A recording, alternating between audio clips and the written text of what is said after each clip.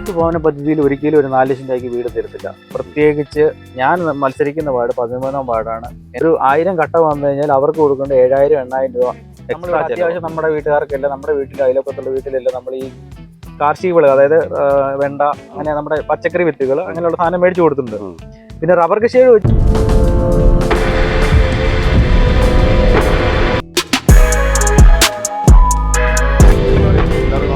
Valiant ചാനലിലെ സ്ഥാനാർത്ഥികളോടൊപ്പം എന്ന പ്രോഗ്രാമിൽ നമ്മൾ എത്തിയിരിക്കുന്നത് കൂട്ടിക്കൽ പഞ്ചായത്തിലെ 13-ാം വാർഡായ കൂട്ടിക്കൽ ചപ്പാത്ത് വാർഡിലെ UDF സ്ഥാനാർത്ഥി സോമനോടൊപ്പമാണ്.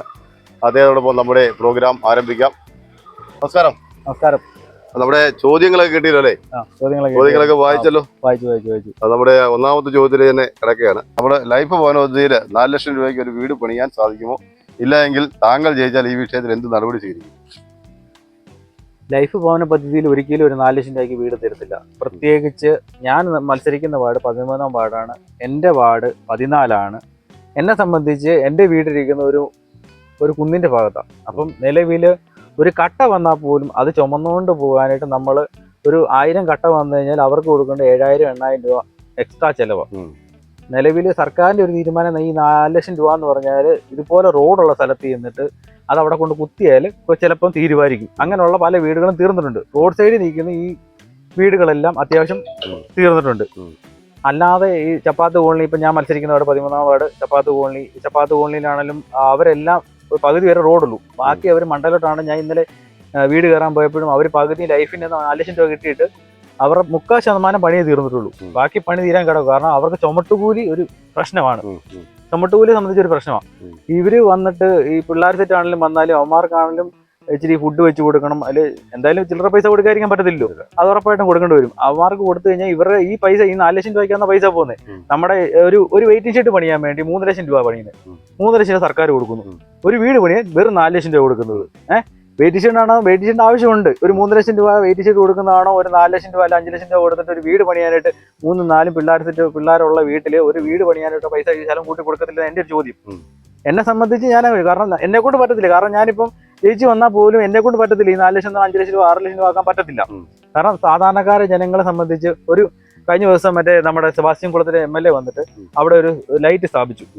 അതിനങ്ങോട്ട് 12 ലക്ഷം രൂപയെന്ന് പറയുന്നത്.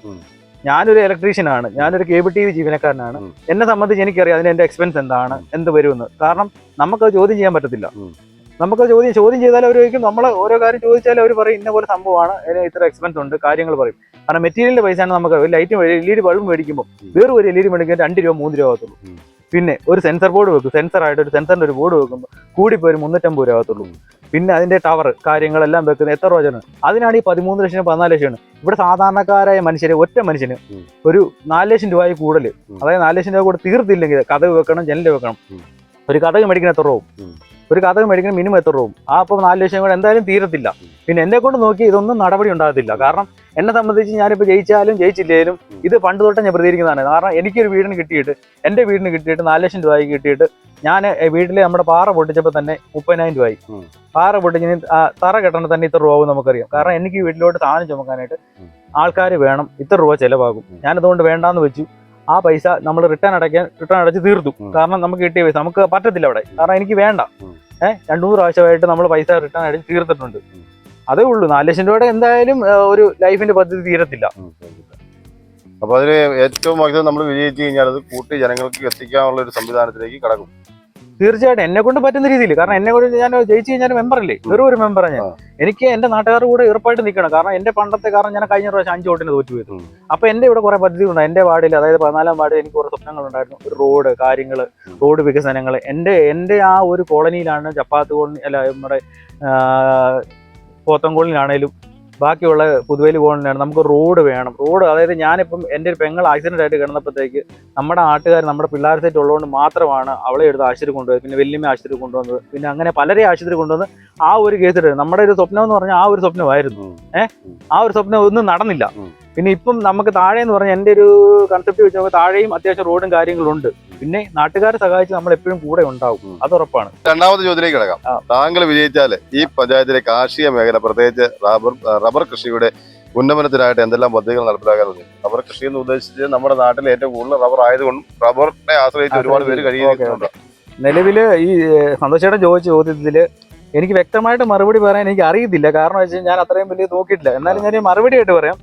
ഈ കാർഷിക മേഖല എന്ന് പറഞ്ഞാൽ നമ്മുടെ കൃഷിഭവനിൽ നിന്നുള്ള സാധനങ്ങളില്ലേ, വിത്ത് തൈകൾ അങ്ങനെയുള്ള സാധനങ്ങൾ നമ്മൾ മേടിച്ച്, ഞാനിപ്പോഴാണ് തന്നെ കഴിഞ്ഞ പ്രാവശ്യം തോറ്റു കഴിഞ്ഞപ്പോഴത്തേക്ക് നമ്മൾ ആ ഗ്രൂപ്പിൽ അംഗമായിട്ട് നമ്മളിവിടെ അത്യാവശ്യം നമ്മുടെ വീട്ടുകാർക്കെല്ലാം, നമ്മുടെ വീട്ടിൽ അയൽവക്കത്തുള്ള വീട്ടിലെല്ലാം നമ്മൾ ഈ കാർഷിക വിളകൾ, അതായത് വെണ്ട, അങ്ങനെ നമ്മുടെ പച്ചക്കറി വിത്തുകൾ അങ്ങനെയുള്ള സാധനം മേടിച്ചു കൊടുത്തിട്ടുണ്ട്. പിന്നെ റബ്ബർ കൃഷിയെ ചോദിച്ചാൽ എനിക്ക് വലിയ ഐഡിയ ഇല്ല.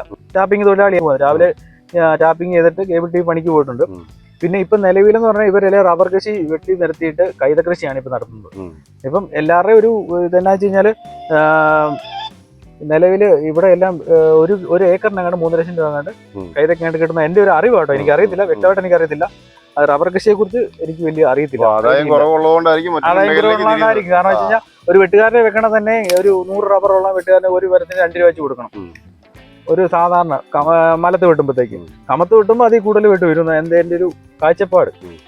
അതിനെക്കുറിച്ച് വലുതായിട്ട് സംസാരിക്കാൻ എനിക്ക് അറിയത്തില്ല, ഉള്ള കാര്യം പറയാമല്ലോ.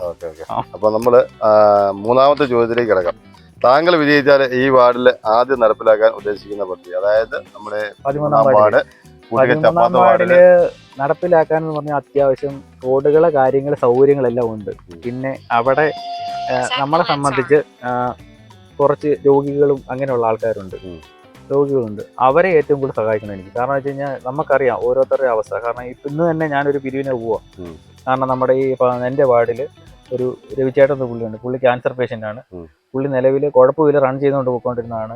അപ്പം പുള്ളിയുടെ ഒരു ശകലം സീരിയസ് ആണ്. രാവിലെ വിളിച്ച് കുറച്ച് പൈസ റെഡിയാക്കിയിട്ട് ബാക്കി ഞങ്ങളുടെ പൗരസമിതി ഉണ്ട്, എനിക്ക് കൂട്ടിക്ക് പൗരസമിതി വൈസ് പ്രസിഡന്റ് ആയിരുന്നു. അപ്പം അവിടെയും വിളിച്ചു പറഞ്ഞു, നമ്മുടെ പാർട്ടിക്കാരോടും വിളിച്ചു പറഞ്ഞു കുറച്ച് പൈസ ഇന്ന് വൈകിട്ട് റെഡിയാക്കി കൊടുക്കണം. പിന്നെ 13ാം വാർഡിൽ എൻ്റെ സ്വപ്നമായിട്ട് ഞാൻ ഇതുവരെ ഒന്നും ചെയ്യണമെന്ന് ആലോചിച്ചിട്ടില്ല. കുറച്ച് പേര് പിന്നെ നമ്മൾ കയറിയപ്പോൾ എന്നോട് ആരും പരാതിയും പറഞ്ഞു. 2 ട്രിപ്പ് ഞാൻ കയറിയിട്ട് എന്നോട് പരാതി ആരും പറഞ്ഞില്ല. 3-4 പേർക്ക് വീട് കൊടുക്കണം. പിന്നെ എന്ന് പറഞ്ഞ ഉദ്ദേശിച്ചത് വന്നപ്പോൾ ഇന്നലെ ഞാൻ വീട് കയറിയപ്പോഴത്തേക്കും നമ്മുടെ ഒരു ചേട്ടൻ പറഞ്ഞു, മോനേടാ നീ ജയിക്കും ഉറപ്പാ, പക്ഷേ നമുക്ക് അവിടെ ഒരു കാന വേണം, നമ്മുടെ ഒരു കാന വേണം. കാരണം വെച്ച് കഴിഞ്ഞാൽ മൊത്തം വെള്ളം ഒഴുകി പിള്ളേർക്ക് പോലും നടക്കാൻ പറ്റാത്ത അവസ്ഥയാണെന്ന് പറഞ്ഞത്. അപ്പം അത് കാനയെന്ന് പറഞ്ഞാൽ പെട്ടെന്ന് നമുക്ക് ചെയ്യാൻ പറ്റുന്ന സാധനമല്ല. എന്നാലും എന്നെക്കൊണ്ട് ഞാൻ പറഞ്ഞു, ചേട്ടാ എന്നെക്കൊണ്ട് ചെയ്യാൻ പറ്റുന്നത് ഞാൻ ചെയ്തു തരാം, എന്നെക്കൊണ്ട് ചെയ്യാൻ പറ്റുന്നത് ചെയ്തു തരാമെന്ന് പറഞ്ഞു. പിന്നെ കുറച്ച് പേര് മെയിൻ്റെനൻസ് കാര്യങ്ങൾ അങ്ങനെയൊക്കെയാണ് പറഞ്ഞിരിക്കുന്നത്. പിന്നെ ചപ്പാത്തുകൊണ്ടുള്ള റോഡ് വേണം. അത് അവരിങ്ങനെ ആലോചിച്ചുകൊണ്ടിരിക്കുന്ന സാധനമാണ്. അത് നമ്മളെ കൊണ്ട് ചെയ്യാൻ പറ്റുന്നത് നമ്മൾ ചെയ്തു കൊടുക്കും. എല്ലാവിധ ആശംസകളും. കൂട്ടിക്കൽ ചപ്പാത്ത് 13ാം വാർഡിലെ സ്ഥാനാർത്ഥിയാണ്, UDFന്റെ സ്വതന്ത്ര സ്ഥാനാർത്ഥി. എൻ്റെ പേര് സോബിൻ സി സോമൻ. എൻ്റെ ചിഹ്നം മൊബൈൽ ഫോണാണ്. ആരും മറക്കത്തില്ല, കാരണം എപ്പോഴും കയ്യിലുള്ള സാധനമാണ്. അതുകൊണ്ട് ഈ ചിഹ്നത്തെ വോട്ട് ചെയ്ത് എന്നെ വിജയിപ്പിക്കണം. അതോടൊപ്പം റെജി വാര്യാമറ്റം കൈപ്പത്തി ചിഹ്നത്തിൽ ബ്ലോക്കിലോട്ട് മത്സരിക്കുന്നു. ജി രാജ് പുള്ളി കൈപ്പത്തി ചിഹ്നത്തിൽ ജില്ലയിലോട്ട് മത്സരിക്കുന്നു. ഞങ്ങളെ 3 പേരും വിജയിപ്പിച്ച് ഓരോ സ്ഥാനങ്ങളിൽ എത്തിക്കുവാണെങ്കിൽ ഞങ്ങളെല്ലാം നിങ്ങളുടെ കൂടെ ഉണ്ടാകും. കഴിഞ്ഞ ഭരണത്തെക്കുറിച്ച് ഞാൻ ചർച്ച ചെയ്യാൻ ഒരിക്കലും താല്പര്യപ്പെടുന്നില്ല. കാരണം എനിക്കിപ്പം എൻ്റെ കാര്യത്തിൽ വോട്ട് ചെയ്യാനായിട്ട് ഒരു പാർട്ടി നോക്കിയില്ല, ഞാനൊരു വ്യക്തിയെ നോക്കിയാണ് അവരെല്ലാം എനിക്ക് വോട്ട് ചെയ്യാൻ സഹായിക്കുന്നതും സഹകരിച്ച് എൻ്റെ കൂടെ നിൽക്കുന്നതും. പാർട്ടി നോക്കാതെ എന്നെയും എൻ്റെ കൂടെയുള്ളവരെയും വിജയിപ്പിക്കണമെന്ന് താഴ്മയായിട്ട് അപേക്ഷിച്ചുകൊണ്ട് എൻ്റെ വാക്കുകൾ നിർത്തുന്നു. നന്ദി, നമസ്കാരം.